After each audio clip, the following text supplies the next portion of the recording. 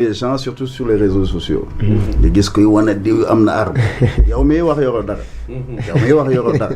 kon yow déjà amoo benn intérêt xeex am première chose. ñaar quand je vois les populations innocentes. ku leen mën a bombarder tu es un criminel au sens propre du terme. ndax wala xad karam naa bani adam. tey ña nga xam ne tey boo demee ñun fa ñuy Israël tey. fa ñuy wax Palestine tey balaa ñoom kenn di fa ne balaa ñuy dajale maanaam c'est pas raciste, c'est juste pour expliquer balaa ñuy dajale ay tubaab des polonais majoritairement ak ñeneen dajale leen ñu ñëw le 29 novembre 1947 ba ngay ñëw en fait le 14 mai 1948 avec David Ben Gurion bi nga xam ne il est polonais d'abord il faut comprendre la philosophie sioniste bi ne ci ginnaaw. Ça n'a rien à faire avec le judaïsme ndax bu fekkoon ñun dañu bëgg am lecture lucide. ñoo bokk li ñu de yonent Yàlla Iisaa la mu doon woote. moom la yonent Yàlla Muhammad sallallahu alayhi wa sallam woote. moom la yonent Yàlla Musaa woote. ba ca yonent Yàlla Adama ca loolu lañ doon dox. il faut qu'on ait cette lecture. il faut qu'on dépassionne le débat aussi.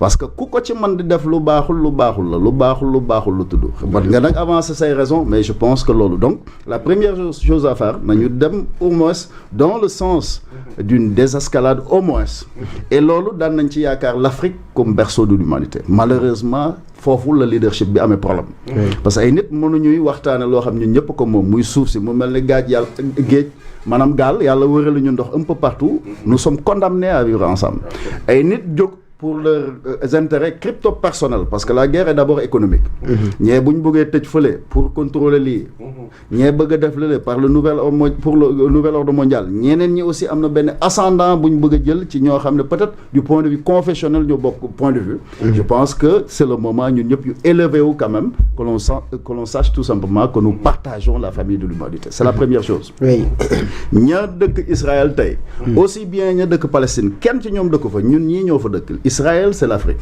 Comme l'Arabie Saoudite, c'est l'Afrique. Bon, même le canal de Suez, 1859, un projet de 10 ans, nous gagnons tout simplement pour détacher les poulets en termes de valeur. C'est le moment où nous revendiquons lolo, où on a de meilleurs sentiments. Parce que personne n'a intérêt. Je donne juste un exemple pour nous donner lisibilité. Il y a encore avec le Shah d'Iran. Banu qui Khomeini avant Ali Khomeini, mais Koku déjà fan le jogon. ba muy wàcc Air France moo ko wàccee avec les Américains et les Français quel que soit après discours bi nu mu évoluer quelqu'un que j'estime bien quand même voilà ainsi de suite ak wàllu xëy na xam yeneen ak yeneen mais en tout cas bu ñu rester tout simplement ci fay ay nit ñoo ko jëloon contre ka nga xam ne plus ou moins am na posture bu mu amoon Iran nekk 4e réserve mondiale ci wàllu pétrole ak yeneen surtout yaa ngi ko wax léegi le détroit d'Osmose tey mënoo jëw nga ne da ngay bombarder arme nucléaire d'abord nous devons aller dans le sens de la dénucléarisation au sens propre du terme Iran amul droit am arme nucléaire aussi bien Israël amul droit am ko aussi bien Amérique waru ko am aussi bien que France waru ko am keneen waru ko am bu fekkoon nag du point de vue mondial ñoom dañuy signer convention boo xam ne kenn du ko utiliser contre quel que soit le peuple bu fekkee quand même am na régime yoo xam ne nekk nañ fi peut-être bëgg a dem dans ce sens-là ce serait tout à fait normal au moins nit ñi d'accord nañu sur le principe que arme nucléaire nit waru parce que boo xoolee la xew Hiroshima Nagasaki te tey puissance dafa bay ëpp doole alors loolu kenn waru ko mën a yéene doomi aadama kenn waru cee faral kenn ku la ne damay jël yet di xeexi ne ko waroo xeex boo xeexee yaa tooñ c'est le moment de revenir tout simplement à la lucidité ñun nag rôle ba ñu waroon jouer malheureusement foofu la ñu teewul peut-être moom mënoon nañu am sax notre chapitre bu fekkoon ne tey Bassirou Diomaye en tout cas du point de vue de la communication présidentielle il avait compris les enjeux ba tey au moins mu jox loxo ku mel ni Macky Sall Macky jot ci Trump keneen jot ci feneen ba lu ñuy wootee ci àdduna te mu ñor ñu parce que nous sommes le berceau de l'humanité tout est parti d'ici des gens sont venus ailleurs ñun ñëpp ay doomi aadama lañ ceux qui sont aujourd'hui en Israël ña njëkkoon a ñëw on pouvait les appeler des colons xale ya fa juddoo nag foofu lañ dëkk ndax foofu lañ xam palestiniens ya fa ne ñoom foofu lañ juddoo foofu lañ xam comment faire nag pour tey nga am un état israélien d'un côté un état palestinien de l'autre côté et tout simplement Jérusalem sous le contrôle des Nations Unies. Parce que nous avons besoin quand même, en tout cas, d'aller dans le sens de protéger la famille de l'humanité. Certes, du point de vue confessionnel, ce serait liturgique au sens propre du terme, mais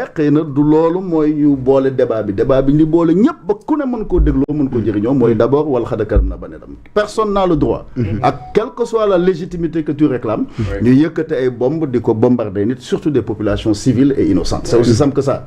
Donc faisons de sorte que cette guerre-là puisse arrêter. Parce que nous sommes le berceau de l'humanité. Mais c'est différent de la réalité des faits. Parlant des États-Unis, 4 siècles, ainsi de suite, presque 5, esclavage, la Maison Blanche, France, durant la Seconde Guerre mondiale, je préfère dire la seconde pour ne pas dire deuxième pour nous éventuellement, parce que troisième, nous avons une intervention, le gouvernement de Vichy Antikofia, Dakar du gouvernement de la France, faisons de sorte que l'on préserve la paix, mais surtout la guerre économique. Merci beaucoup. Interroger nos dirigeants, comment faire pour développer une certaine résilience. Je donne un exemple, Iran, d'où affaire au bombe, mais il y a beaucoup de 2 siècles, 200 ans au sens propre, en tout cas du point de vue du pétrole, au moins une résilience. Mais nous,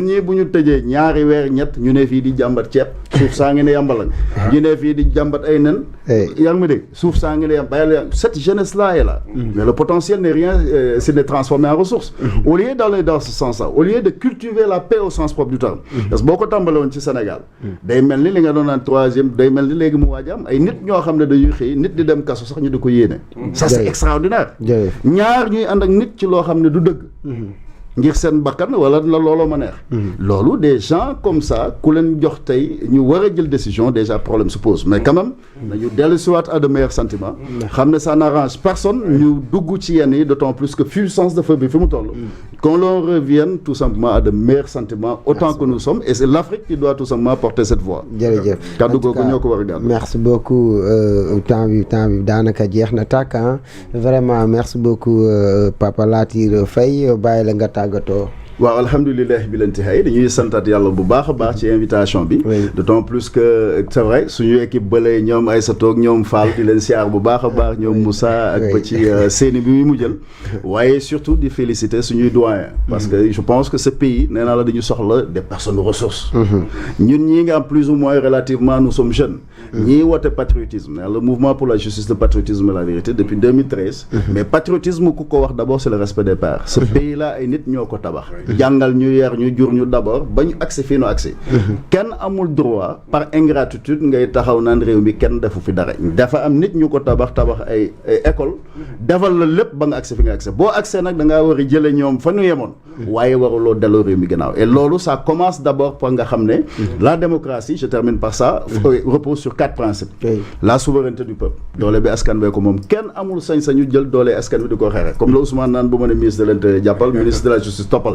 ça c'est pas du sérieux ñaar la séparation des pouvoirs le pouvoir exécutif le pouvoir législatif le pouvoir judiciaire et loolu la ñuy wax Bassirou Diomaye mu assumer la plénitude de la fonction présidentielle Ousmane xam ne moom il n'est pas président moom la ñu premier ministre peut-être bu loolu jàllee Assemblée nationale joue pleinement son rôle quand je vois El Malick je suis désolé un président quand même Assemblée nationale bu toll ni Sénégal tu dois prendre de la hauteur nga jël suñu xaalis di ko distribuer 50 millions ay nit di ñuy wax ay waxi xawma sukkari ko la justice pour mu tëjee la justice quand même doit être au service des hommes bu ñu waxee justice dañuy woowaat la magistrature ne leen tout simplement justice bu ndërmeeloo dëkk bi yëpp ndërmeeloo donc boo nee séparation de pouvoir gannaaw bi nga ne commence encore souveraineté du peuple da ngay ñëw ci li ñuy wooyee tout simplement la liberté d'expression la liberté de presse les libertés individuelles et collectives mënuñu fee jàpp ay nit di leen tëj ci yoo xam ne ci waxu bokk moomel la ñeent nekk l'égalité des citoyens devant la loi ku ma am ndey ku ma amul ndey waru fi am ñeent pour tëj ci loolu daal chapitre boobu nanu fexe ñun ñëpp ñu xam ne réew mi du lu nu doon suñu maam lu ñu àbb suñu doom la duñ ko mujjee bu réer te kenn moomu ko ku ñu mën a fal tey muy suba Ousmane avec ses prétentions bu ko Sénégal yi faloon suba itam na ko wér te wóor na de la mu bëgg ci réew mi fekk du lu baax loola du mën a am ndax duñ ko ci bàyyi d'autant plus que dañoo bokk te jàmm lañ ko yéene jërëjëf réew mi kenn moomu autant que keneen nag ku mu mën a mu ngi noonu en tout cas merci beaucoup à vous tonton yow itam merci beaucoup. vraiment bàyyi la nga tàggatoo ak. waaw damay tàggatoo rek mooy en fait appuyer wax ji am solo ji Latir wax léegi. mu jëm ci lu jëm ci jàmm. fi mu nekk nii ñun ñoo gën a soxla. oui. Sénégal maanaam que le Moyen-Orient ne s'embrase pas ñoo ko gën a soxla ñëpp. parce que malgré pétrole bi ñu crédité et tout tey su fekkoon tëj nañu réellement tëj nañu détroit boobu. ñun ñoo koy gën a yëg ñëpp. parce que ñun jusqu'à présent amaguñu indépendance ci mënaguñu jëfandikoo li nga xam ne moom mooy suñu richesse yu mel noonu. mënaguñ ko jëfandikoo. donc ñun ñoo ciy gën a sonn. te it ay du yem ci bopp borom. donc on a vu la dernière guerre mondiale li mu def ci ay jéyee li mu ko def première guerre mondiale même chose. yaakaar nañ ni foofu lay yem. et que la raison va l'emporter sur les passions et cetera et cetera. merci beaucoup. di gërëm. di la gërëm ci invitation bi. di gërëm waa public SNTV yëpp. di gërëm aussi ñi nga xam ne ñoo ñu doon seetaan. ci réew mi ak ci bitim réew. di leen baalu àq comme toujours. parce que ñaare toujours di nga wax boo xam ni. doo am ñi nga xam duñ ci ànd. te di leen garantir ni baal nañ leen àq. ci lépp lu ñu mën a commenter lu ñu mën a wax. jàppuñu ci kenn pour dara dañuy jàpp rek ni politique la ñu nekk. ci kaw ay. ku nekk gis-gis défendre aussi say idées. ku ci nekk génn sa ay idée di ko partager. jërëjëf donc maa ngi leen di gërëm di leen jox dig daje. inch'Allah beneen merci beaucoup tonton commissaire yow aussi merci beaucoup. baax a baax ci ndaje mi. li may tëjee rek. lu simple la. moment bi dafay moment bi nga xam ni daf ñu yëngal daf ñu interpeller ñun ñëpp ci suñu responsabilité. ba ñu war a am jàngat bu précis ci. moom ci boppam ci moment bi ak li mu ëmb xoolaat sunu bopp gëstu gis ni beneen étape la ci fi nu jëm te fi nu jógee dafa sori comme l'a dit Latir en identifiant l'Afrique à cette mer de l'humanité bi nga xam ni moom la nekk de manière effective mais dans ce voyage de l'humanité ñun ñu am sunu pàcc bi nga xam ni daf ñu interpeller ci sunu bopp ñu nekk ci réew yi nga xam ne li ñuy gis ci moment bii nga xam ne njàqare ak tiit daf fi taxaw mooy sunu réew yi li ko caractériser mooy fi nu taxaw te kenn du ñu indil lu nu soxla te lu ñuy xëccoog yeneen réew yi dañ koy xëccoog ñun bien que ñoo ñu ëpp doole ñu xam ni ñun tolluwun ci lu cëkk sunu ay réew ci mbirum koom-koom seen difficulté moo leen di identifier du lu matul lu presque fu la dara nekkul ba noppi ñëpp wër ko ñun dañu nekk ci réew yi nga xam ni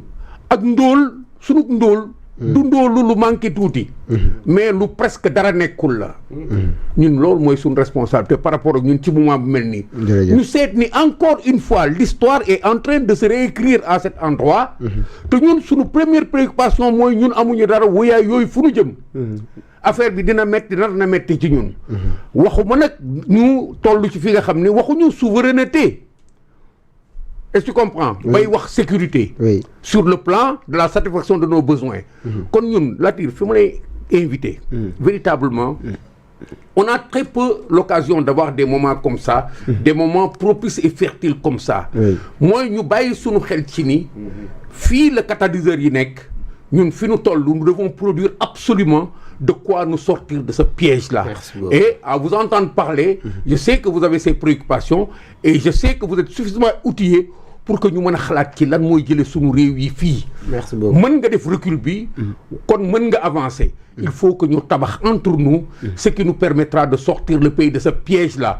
Nous répétons l'histoire de la même sorte en restant au même endroit, à la même position, à la périphérie du monde de la suffisance, du monde du développement. Or, cette étape de l'évolution du monde nous ouvre des portes grandement. Mës na am dans l'histoire. dañ ko raté woon.